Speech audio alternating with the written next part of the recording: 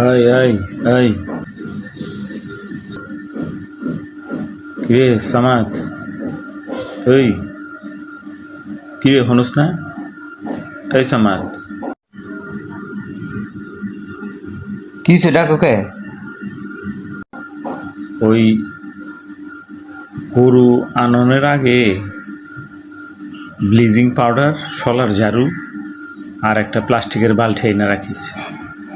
গরু কিনবি তো, গরু কেনার আগে এইসব জিনিস কিনে রাখিস, কারণ কোরবানি দেওয়ার পরে এই যে গোবর, গরুর নাড়ি ভুঁড়ি সব কিছু যে বাইরে ফালা রাখস, রক্ত টক্ত পইরা চামড়া টামড়া, এটা কী অবস্থা হয়, এগুলি কিন্তু ঝাড়ু দিতে হইব, কথা বুঝতে পারছস?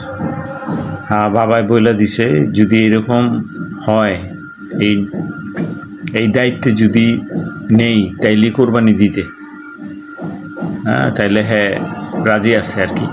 তো তুই একটা কাম কর, গরু কেনার আগে শলার ঝাড়ু, প্লাস্টিকের একটা বালতি আর তোর ব্লিচিং পাউডার, হ্যাঁ, আর পানির ব্যবস্থা করতে হবে প্রচুর, কারণ পুরা আমরা নিজ হাতে এটি পরিষ্কার করে দেবো, ধুয়া মুছা সুন্দর করে পরিষ্কার করে দেবো কোরবানি দেওয়ার পরে। তাহলে কিন্তু প্রচুর রোগ জীবাণু ছড়ায়, রাস্তাঘাটের কী অবস্থা হয়। আগে এইটা বুঝছস, আগে এইটা করার পরে আলা গরু কিনতে যা।